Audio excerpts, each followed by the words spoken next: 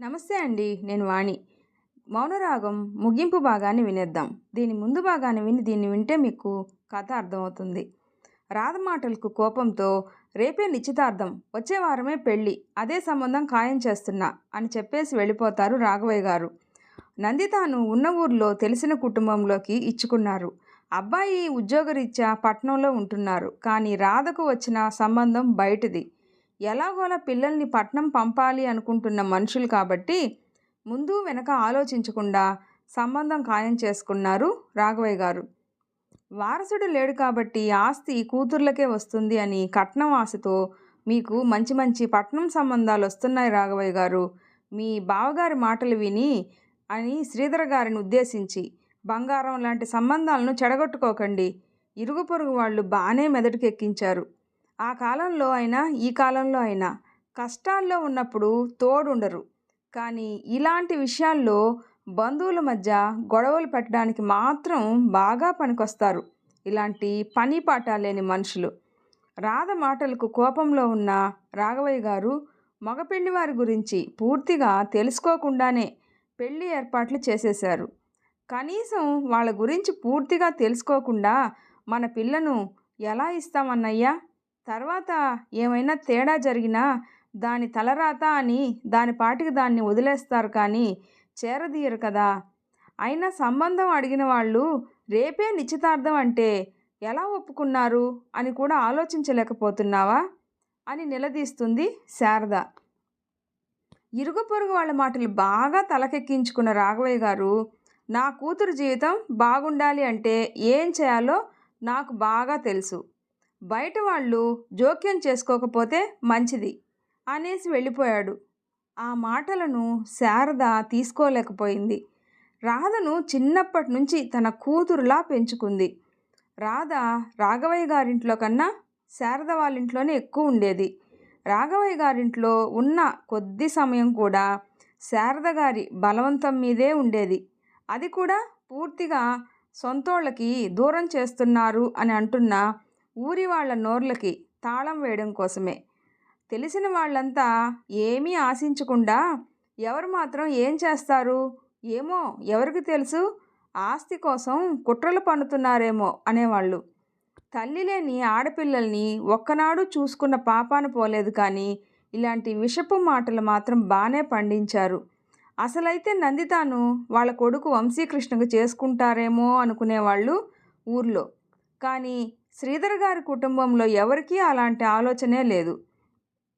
ఒకానొక రోజు ఈ మాటలు ఆ నోట ఈ నోట మారి వంశీ చెవుల్లో పడ్డాయి. అప్పుడు అతడు, నందితాను నా చెల్లి మానసతో సమానంగా చూశాను. నాకు కానీ తనకు కానీ అలాంటి ఆలోచనలే లేవు. మీరు పుట్టించకండి అని గట్టిగానే అన్నాడు. ఇప్పుడు ఇలానే అంటాడు కానీ అప్పటికి నందితాన్నే చేసుకుంటాడులేండి అని అప్పట్లో అందరూ చెవులు కొరుక్కున్నారు. ఆడపిల్లపై అలాంటి మాటలు రావడం మంచిది కాదు అనుకొని అప్పటి నుంచి కొంతకాలం పై చదువుల కోసం పట్నం వెళ్ళిపోయాడు. ప్రస్తుతం పోలీస్ ట్రైనింగ్లో ఉన్నాడు. కొన్ని నెలల్లో ట్రైనింగ్ పూర్తయి డ్యూటీలో చేరతాడు. రాధ పెళ్లి విషయం విని నందిత, మానస, వంశీలు ఇంత హడావిడిగా పెట్టుకోవాల్సిన అవసరం ఏంటి అని ఆశ్చర్యపోయారు. ఉన్న పళంగా పెట్టుకునేసరికి నందిత భర్తకు కుదరక రాలేదు. తన పిల్లలతో నందిత మాత్రమే వచ్చింది. మానస తన కుటుంబంతో వచ్చింది. వంశీ మాత్రం రాలేదు. అప్పుడే రాధకు పెళ్లి చేయాల్సిన తొందరేం వచ్చింది నాన్న అని అడిగింది నందిత.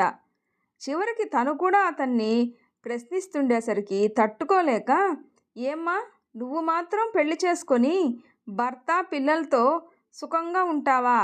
అత్తమామలు ఊరు వదిలి రారు, తోడికోడళ్ళ గొడవ లేదు, ఎప్పుడో ఒకసారి వచ్చిపోయే ఆడపడుచు, పువ్వుల్లో పెట్టుకొని చూసుకునే భర్త, వజ్రాల్లాంటి 2 పిల్లలు, ఇంకేం కావాలి నీకు? నువ్వు సంతోషంగానే ఉన్నావు కదా, నీ చెల్లి జీవితం ఎందుకు చెడగొట్టాలి అని చూస్తున్నావు అని అరిచి వెళ్ళిపోతాడు రాఘవయ్య. నందిత కళ్ళల్లో నీళ్లు చేరాయి. నిజమే, ఉద్యోగం చేసి నా కాళ్ళపై నిలబడలేకపోతున్నా అనే బాధ తప్ప నాకేం లోటు అనుకునే వాళ్లే అందరూ. అయినా ఆయన నన్ను ఇంట్లోనే పడి ఉంటావుగా అన్నప్పుడు నా మనసు ఎంతలా గాయపడుతుందో నాకు తప్ప ఎవరికీ అర్థమవుతుందిలే. ఎవరితోనైనా అంటే అన్నీ కాళ్ళ దగ్గరికే అందిస్తున్నప్పుడు ఇంట్లో ఉండి వండి పెట్టడానికి ఏమి నొప్పి అనేవాళ్లే కానీ ఎవరు అర్థం చేసుకోలేరు కూడా. ఆడపిల్ల ఎన్ని సాధించాలి అన్నా పెళ్ళికి ముందే, తర్వాత చూసుకోవచ్చులే అనుకునే వాళ్ళకి నా జీవితమే ఒక ఉదాహరణ అని నిర్లిప్తంగా అనుకొని ఈ పెళ్ళిని ఎలా అయినా ఆపాలి అని గట్టిగా అనుకుంది. నిశ్చితార్థం ఇంట్లో వరకే పెట్టుకున్నారు. శ్రీధర్ గారికి ఇష్టం లేకున్నా కూతురులా పెంచుకున్న పిల్ల కదా, వదులుకోలేక అక్కడికి వచ్చాడు. తాంబూలాలు మార్చుకొని తర్వాత ఉంగరాలు మార్చుకోమన్నప్పుడు రాధ ఉంగరం పెట్టకుండా నాకు ఈ పెళ్ళి ఇష్టం లేదు అని అందరిలో గట్టిగా చెప్తుంది. వచ్చిన వాళ్ళంతా అవాక్కయ్యారు. శ్రీధర్ గారు మాత్రం రాధ వైపు గర్వంగా చూస్తున్నారు. శకుంతల కోపంగా అందరిలోనే రాధ జుట్టు పట్టి లాగి ఆ చెంప ఈ చెంప చెల్లుమనిపించింది. శారద గారు అడ్డు వచ్చి రాధను పక్కకు తీసుకుని పోయారు. రాఘవయ్య గారికి అంతమందిలో అతనికి అదంతా అవమానంగా అనిపించి మగపెళ్లి వాళ్లను జరిగిన దానికి క్షమాపణ అడిగారు. వాళ్ళు మరేం పర్వాలేదు, పెళ్లి తర్వాత ఈ పొగరును ఎలా దించాలో మాకు బాగా తెలుసు అని మరికొంత కట్నం అడిగారు. శ్రీధర్ గారికి వాళ్ళ మాటలు ఏమీ నచ్చలేదు.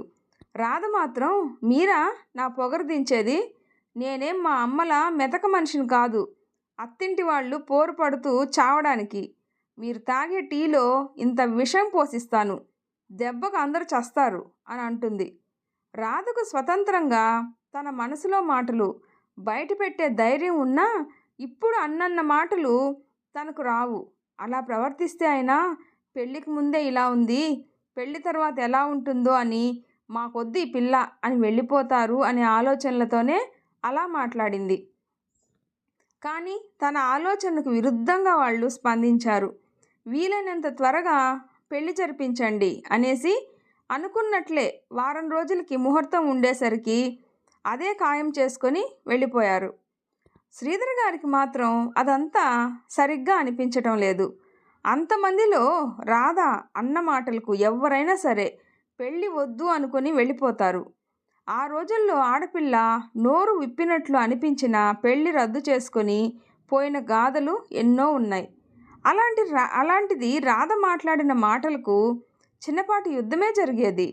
కట్నం కోసమే ఇంతదా అనుకొని ఆశ్చర్యపోయాడు. అంతమందిలో మన పరువు పోయేలా మాట్లాడింది. ఇంటి నుంచి పారిపోయి మిగిలిన పరువు కూడా తీయకుండా ఉంటుందంట్రా, దీన్ని ఎక్కడికి వెళ్ళనివ్వకుండా బంధించు అని కొడుకు చెప్పుకుంది శకుంతల.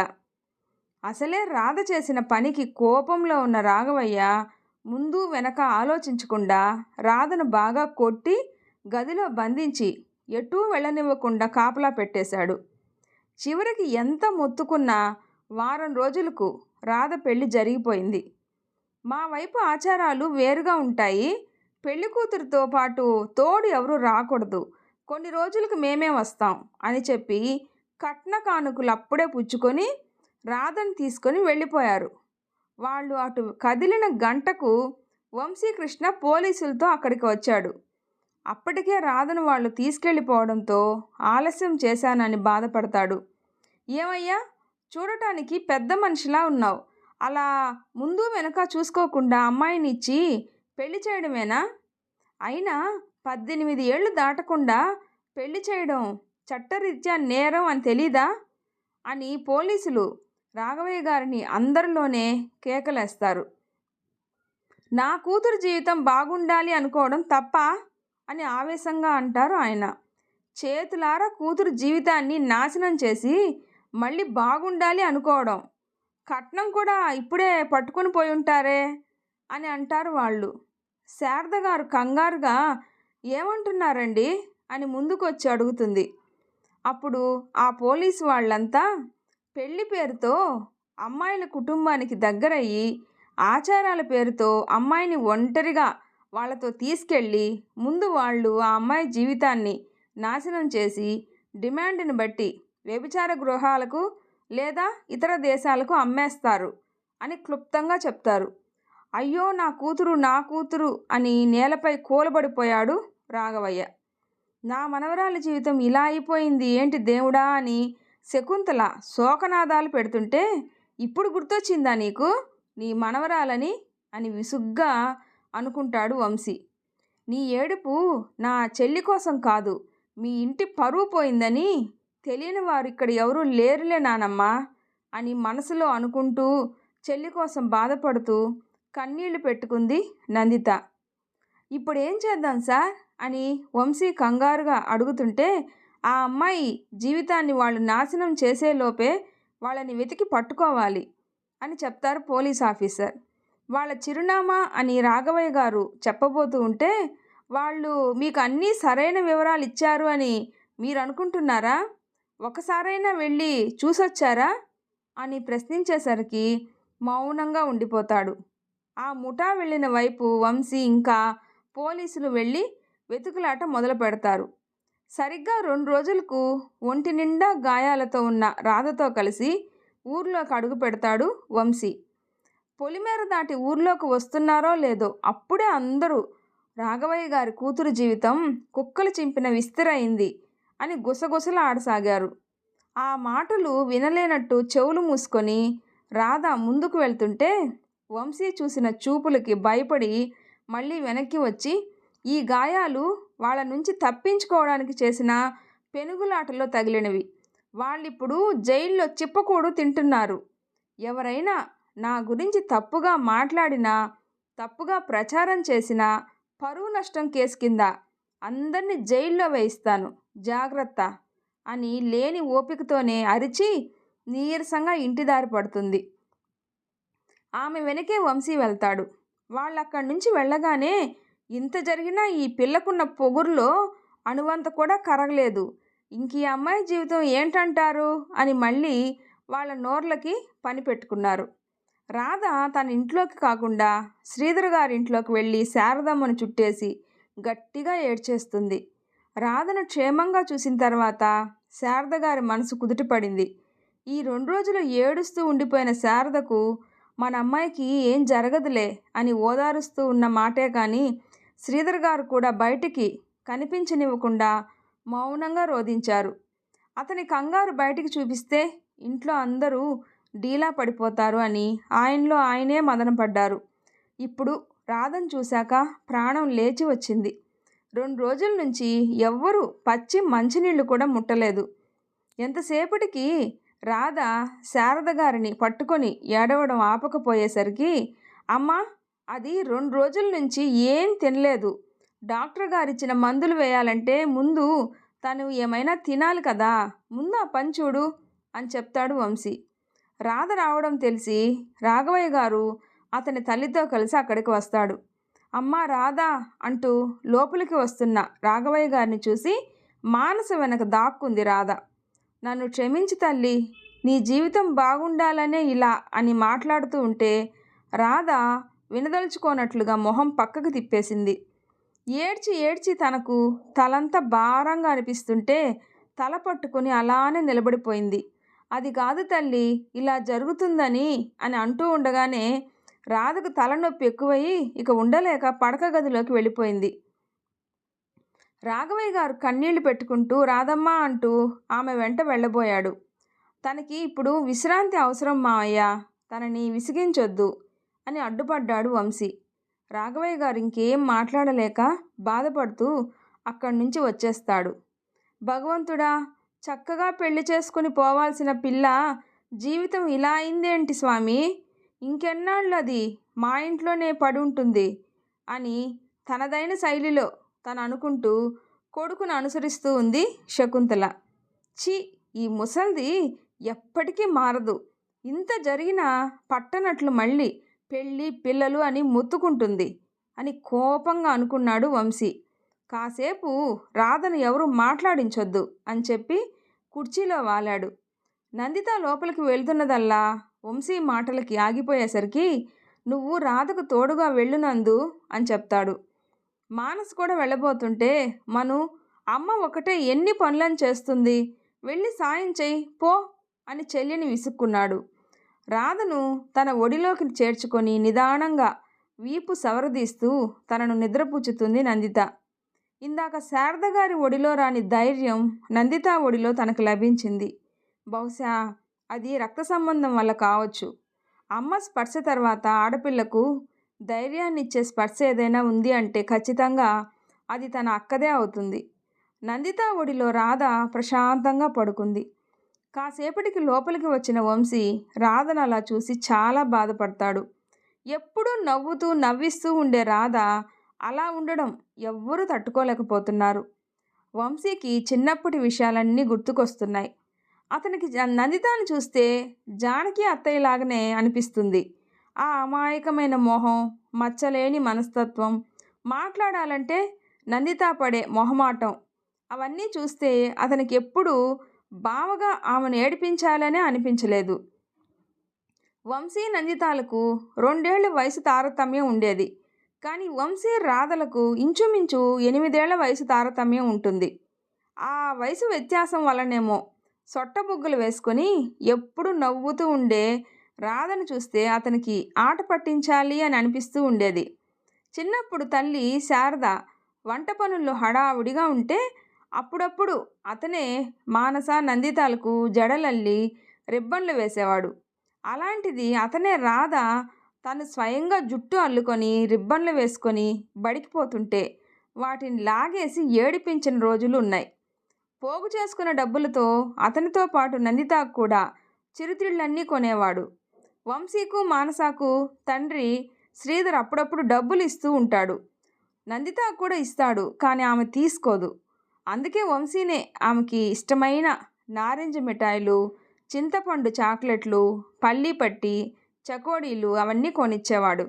కానీ రాధ విషయంలో మాత్రం ఆమె ఫుల్ ఐస్ తింటుంటే లాక్కొని మొత్తం కరిగాక తిరిగిచ్చి ఏడిపించిన రోజులు కూడా ఎన్నో ఉన్నాయి. ఇలా చాలా విషయాల్లో నందితాను వెనకేసుకొచ్చిన తను రాధను మాత్రం బాగా ఏడిపించేవాడు. అలా ఆట పట్టిస్తున్నప్పుడు ఆమె చక్రాల్లాంటి కళ్ళు క్రోషంతో నింపేసుకొని గుండ్రంగా తిప్పుతూ అతని మీదకు కయ్యానికి వచ్చేది. ఆ కళ్ళు చూడడం కోసమే మళ్ళీ మళ్ళీ ఆమెను ఏడిపిస్తూ ఉండేవాడు. ఇప్పుడు అవన్నీ గుర్తొస్తుంటే అతని కళ్ళు చెమ్మగిల్లాయి. అతనికి ఏ కళ్ళైతే ఇష్టమో ఆ కనులే ఏడ్చి ఏడ్చి ఉబ్బిపోయాయి. రాధను అతను అలా చూడలేకపోతున్నాడు. రాధ నిద్రపోవడంతో నందిత తనను సరిగ్గా పడుకోబెట్టి వంశీతో కలిసి బయటకు వస్తుంది. ఏం జరిగిందిరా అని శ్రీధర్ గారు వివరం అడిగేసరికి తండ్రి పక్కకు చేరి మొత్తం మొదటి నుంచి చెప్తాడు. అవతల వాళ్ళు రేపే నిశ్చితార్థం అనగానే ఒప్పేసుకునేసరికి శ్రీధర్ గారికి మనసు ఎందుకో కీడు శంకించి వాళ్ళ గురించి వివరాలు తెలుసుకోమని వంశీకి చెప్పడంతో అతను నిశ్చితార్థానికి రాకుండా ఆ పనిలో పడతాడు. అతను పోలీస్ ట్రైనింగ్లో ఉన్నాడు కాబట్టి అతని పరిస్థితి వివరించి కొన్ని రోజులు సెలవు కోరి వస్తాడు. అక్కడి నుంచి వచ్చి ఆ ముఠా వాళ్ళు ఇచ్చిన వివరాలను బట్టి వాళ్ళ గురించి ఎంక్వైరీ మొదలు పెడతాడు. ఆ వివరాలన్నీ తప్పు అని తేలాయి. అప్పటికే 4 రోజులు అయిపోయాయి. అప్పట్లో ఫోన్లు ఉండేవి కాదు. ఊరికి ఒక టెలిఫోన్ బూత్ ఉండేది. దాన్ని కూడా అత్యవసరమైతేనే తప్ప వాడేవాళ్లే కాదు. అలాంటి రోజుల్లో ఫోటోలు పంపుకోవడానికి పోస్ట్ ఆఫీస్ ఒక్కటే వారికి మధ్యమం.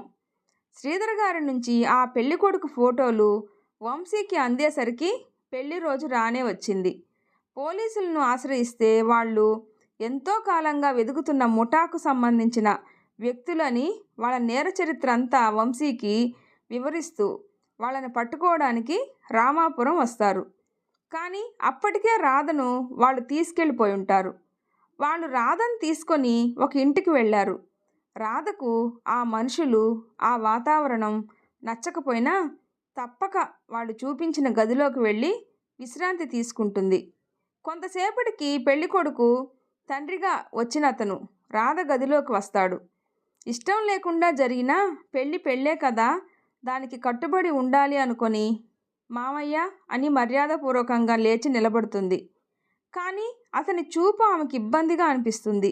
నెమ్మదిగా అడుగులు వేస్తూ ఆమెను చేరి బలవంతం చేయబోయాడు. పారిపోవాలి అని చూసినా గది బయటి వైపు తలుపులు వేసి ఉండేసరికి కుదరక అతన్ని బలంగా నెట్టేసి పై అంతస్తైన జంకకుండా కిటికీ నుంచి కిందకి దూకేసింది. ఆ ఇంటి వెనుక వైపు నుంచి పారిపోవాలని చూసింది. కానీ అక్కడైన శబ్దానికి మిగతా వాళ్ళంతా వచ్చేశారు. పై మేడ నుంచి దూకేసరికి ఒక కాలు పట్టేసినా మాన ప్రాణాలను కాపాడుకోవాలని పరుగు అందుకుంది. కొంతసేపటికి వాళ్ళ కన్నుచూపు మేరల్లో నుంచి ఆమె తప్పించుకునేసరికి తల ఒక దిక్కున వెతకసాగారు. వాళ్ళ నుంచి తప్పించుకుంది అనుకున్న తర్వాత ఒక చెట్టు కింద కూర్చొని వాచిపోయిన కాలుని చూస్తూ ఆమె పరిస్థితికి బాధపడసాగింది. కాసేపటికి పెళ్లి కొడుకుగా వచ్చిన అతను ఆమెకు ఎదురుగా రావడం గమనించి ఉరకాలి అని ప్రయత్నించి ఆమె కాలు ఆమెకు సహకరించలేదు. వాడు ఆమెను సమీపించగానే ఇంకా ఆమె తప్పించుకోలేదు అని అర్థమయ్యి చిన్నప్పుడు ఆమెకు శ్రీధర్ గారు ప్రమాద పరిస్థితుల్లో ఎలా ధైర్యంగా ఉండి పోరాడాలి అని చెప్పాడో గుర్తు తెచ్చుకొని ఆమె నేర్చుకున్న కరాటే విద్యను ఉపయోగించి వాడితో పెనుగులాడింది. ఆ క్రమంలో ఆమెకు ఎన్నో గాయాలైనా ఓటమిని ఒప్పుకోలేక పోరాడింది. అప్పటికే చీకటి పడింది. ఆమె శక్తి సన్నగిల్లి పోరాడలేకపోతూ ఉంటే వాడు ఆమెను ఆక్రమించబోయాడు. అప్పుడే అటుగా వెళ్తున్న వాళ్ళ రాధను గమనించి ఆమెకు సాయం చేసి వాడిని చెట్టుకు కట్టి పడేస్తారు. వాళ్ళు రాధను ఆసుపత్రికి తీసుకెళ్ళినా తెలియని చోట ఎవ్వరిని నమ్మలేని స్థితిలో ఉన్న తను మందులు తీసుకుంటే ఏ మత్తు పదార్థాలు కలిసి ఉంటుందో అనే భయంతో ఆహారం, వైద్యం లాంటివి ఏం తీసుకోలేదు. నిద్రపోవాలన్నా ఏం జరుగుతుందో అనే భయంతో నీరసంగా ఉన్న అలానే మొండిగా కూర్చుంది. ఆసుపత్రి వాళ్ళు పోలీసులకి ఫిర్యాదు చేయడంతో మిగిలిన పోలీసులు ఆమెను కలిసి వివరాలు కనుక్కోగా వంశీతో వెళ్ళిన పోలీసులు వెతుకుతున్న అమ్మాయి ఈమె ఒక్కరే అని నిర్ధారణ అయ్యి వాళ్ళకి విషయం తెలియజేశారు. వంశీ అక్కడికి రాగానే బావా అని అతని వద్దకు వెళ్ళి ఏడుస్తూ స్పృహ కోల్పోయింది. అంతవరకు మొండిగా ఉన్న ఆమెకు వంశీ రాకతో వచ్చిన ధైర్యంతో వైద్యం తీసుకొని ఊరి బాట పట్టింది. ఇదంతా విన్న అక్కడి వాళ్ళ కళ్ళు వర్షించాయి. ఇంతలో ఎంత ప్రమాదం తప్పింది అనుకుంది శారదమ్మ. తనకు నేర్పిన విద్య తనకు ఉపయోగపడింది అని గర్వంగా అనుకున్నాడు శ్రీధర్. రాధ కాబట్టి అంత ధైర్యంగా పోరాడింది, నేనైతేనా అని ఆ ఊహకే భయపడిపోయి తన కూతుర్ని కూడా తన చెల్లిలా పెంచాలి అనుకుంది నందిత. రాధకు గాయాలు మానే వరకు అక్కడే ఉండి తనతో రోజు కొన్ని ప్రేరణపూరితమైన మాటలు చెప్తూ చిన్నప్పటి విషయాలు గుర్తు చేస్తూ ఆమె మానసిక పరిస్థితిని మామూలు స్థితికి తెచ్చాడు వంశీ. ఆమె మళ్ళీ కాలేజీకి వెళ్ళడం మొదలు పెట్టాక 2 రోజులు ఉండి మళ్ళీ ట్రైనింగ్కి వెళ్ళిపోయాడు వంశీ. అక్కడ ఉన్నన్ని రోజులు వంశీ కళ్ళల్లో రాధపై ఇష్టం, రాధ కళ్ళల్లో వంశీపై ఆరాధన శ్రీధర్ గారి దృష్టిని దాటిపోలేదు. 6 ఏళ్ల తర్వాత ఒంటికి పట్టు వస్త్రాలు, మెడలో పచ్చగా మెరుస్తున్న తాళి, పాపిట్లో సింధూరం, సిగ్గుతో ఎరుపెక్కిన బుగ్గలు, బిడియంతో తడబడుతున్న అడుగులతో భర్తతో కలిసి అత్తారింట్లోకి అడుగుపెట్టింది రాధ. కూతురి మొహంలో సంతోషాన్ని చూసి ఇంత మంచి సంబంధం పక్కనే పెట్టుకొని ఎక్కడెక్కడో వెతికాను. ఇకపై నా కూతుర్లిద్దరూ పిల్లా పాపలతో సంతోషంగా ఉంటే అదే చాలు అని మనస్ఫూర్తిగా అనుకున్నారు రాఘవయ్య గారు. జంటగా ఇంట్లోకి అడుగుపెట్టిన రాధా వంశీకృష్ణలను చూసి ముచ్చటపడ్డారు శ్రీధర్ గారి దంపతులు. ఈ 6 ఏళ్లలో వంశీ పోలీస్ ట్రైనింగ్ పూర్తి చేసుకొని ఉద్యోగం చేస్తూ అదే పట్టణంలో మంచి ఇల్లు కట్టుకున్నాడు. రాధ చదువు పూర్తయి చిన్న వయసులోనే కలెక్టర్ అయిన మహిళల జాబితాలో చేరిన తర్వాత ఆమె మనసు తెలుసుకున్నాక ఆమెను పెళ్లి చేసుకొని అతని ఇంటి ఇల్లాల్ని చేసుకున్నాడు. రాధకున్న ధైర్యంలో నాకు అణువంత ఉన్నా ఇలా మూగబోయిన మనసుతో మిగిలిపోయేదాన్ని కాదేమో. ఆడపిల్ల జీవితం బాగుండాలి అంటే ఎవరో వచ్చి ఉద్ధరించాల్సిన అవసరం లేదు. తనకు ఏ పరిస్థితినైనా ఎదిరించగల గుండె ధైర్యం ఉండాలి. శ్రీధర్ మావయ్య నన్ను రాధను ఒకేలా పెంచాడు. నేను ఆ అవకాశాన్ని వినియోగించుకోలేదు, తను వినియోగించుకుంది. మా ఇద్దరి జీవితాల్లో అంతే తేడా. మనకు బాగుపడాలి అని పట్టుదల లేనప్పుడు ఎవరు మాత్రం ఏం చేయగలరు? నా మనసు, మా అమ్మ మనసు మూగబోయాయి. కనీసం నా చెల్లి మనసైనా మా మనసుల్లా మూగబోలేదు. అక్కడికి సంతోషం అనుకుంటూ మనస్ఫూర్తిగా రాధా వంశీకృష్ణల జంటను దీవించింది నందిత. వాళ్ళ జీవితాలు 3 పువ్వులు 6 కాయలుగా వర్ధిల్లాలి అని మనం కూడా ఆశీర్వదిద్దామా? ఈ స్టోరీ నచ్చితే మీకు లైక్ చేసి షేర్ చేయండి, సబ్స్క్రైబ్ చేసుకోండి. స్టోరీ ఎలా ఉందో తప్పకుండా కామెంట్ చేయండి. Thanks for listening.